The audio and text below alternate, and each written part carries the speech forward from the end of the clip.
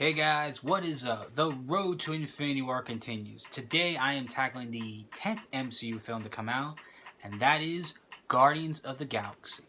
Now, Guardians of the Galaxy was a very interesting film, I have to say, because for one thing, as a comic book fan, I did not know anything about the Guardians of the Galaxy, because this was something completely different, something completely new, and it worked out pretty well, I have to say. So, let us talk about the Guardians of the Galaxy. Or as one of the Noble Corps members calls, what a bunch of a-holes. Let's talk about it. In Guardians of the Galaxy, the story is where we meet Star-Lord, Gamora, Drax, Rocket, and Groot. 5 people who all come from different backgrounds, who must come together to stop Ronan the Conqueror, who plans to use an Infinity Stone to conquer Xandar and rule over the galaxy. Pretty much these 5 need to put aside their petty differences and have to work together to save the galaxy and such. So with that in mind, this was a really good film, I have to say. The story, like I said, is really good seeing these 5 first come together, because when you first meet each of these characters, they all come from different backgrounds. You got Star-Lord, who was abducted as a kid after watching his mom die, taken in by the Ravagers and such. And pretty much he's kind of a thief, mostly, for the most part. You got Gamora, who is the adopted daughter of Thanos, who was raised since birth to be an assassin and such. You got Drax, who's a warrior who was seeking revenge on Ronan after the death of his wife and daughter. You got Rocket, who was experimented on, and pretty much is bounty hunter as well, with Groot, who is a plant creature who's just with Rocket and such. These 5 all come from different backgrounds and such, but they eventually come together because they have to stop Ronan after he finds this Infinity Stone, and they need to stop him and such.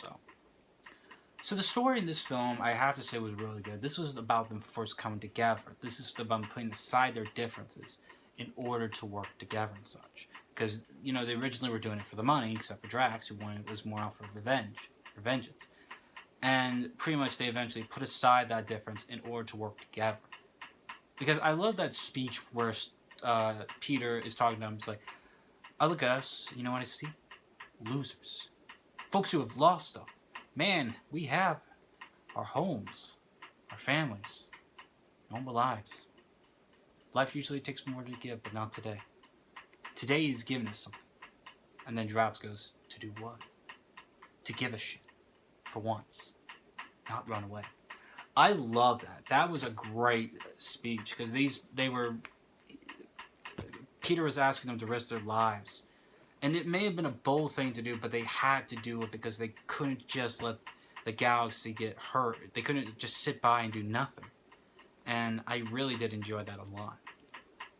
Second of all, this film is the casting. You got Chris Pratt, Zoe Saldana, Dave Bautista. You got Bradley Cooper and Vin Diesel voicing Rocket and Groot. You got Glenn Close, John C. Reilly, Benicio del Toro, Mickey Rourke. Mickey Rourke. The casting in this film was absolutely fantastic, and they really capture these characters well. My favorite character of the Guardians is Dave Bautista, because when Dave Bautista first announced it, he took acting classes, and he really did a fantastic job as Drax in the film. Drax was always my favorite in the Guardians because he was always relatable to me, because, you know, I liked his story wanting revenge for his wife and daughter. And, you know, he lets nothing gets over his head. He takes things too literal, which I can understand, because sometimes that happens to me as a person. But I love Drax a lot, and I loved his arc in the story where he let that vengeance get the better of him. It almost cost him his friends' lives and everything. And it really was something I really enjoyed his story a lot, and he eventually was grateful for it to have friends and everything and such, so.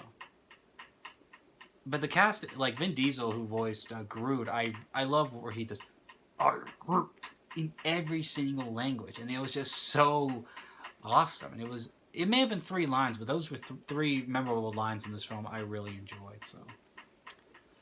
Third thing about this film was the action scenes. We had the opening where Peter is finding the stone. We have his fight with Gamora after trying to meet up with this dude for this deal.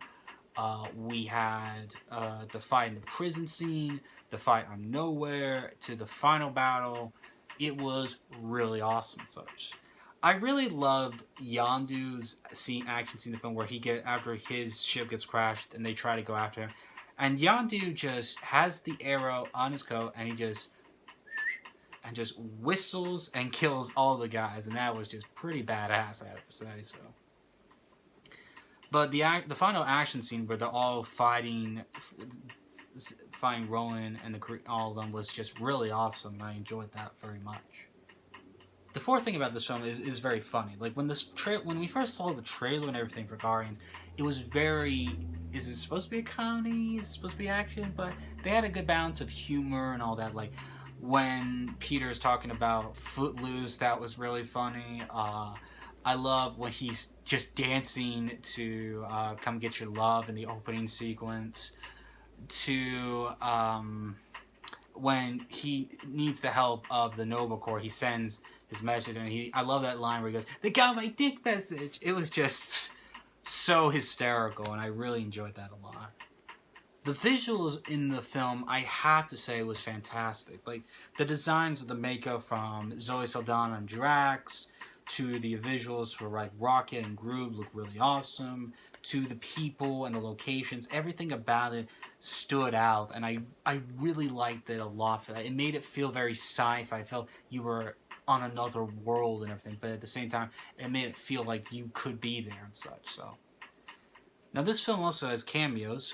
One by Stan Lee, where we see Rocket is looking around at the people in Xandar, and you see Stanley talking to this woman. It was just kind of funny. He's just giving his commentary.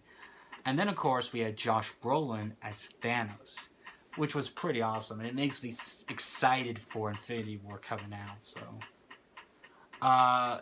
but the best part about Guardians was the music. The music was so great. Like, it was something you weren't expecting and everything, but the music just was so good. Like, the opening, like I said, where he's dancing when you find the stone was really great. To the end credit scene music.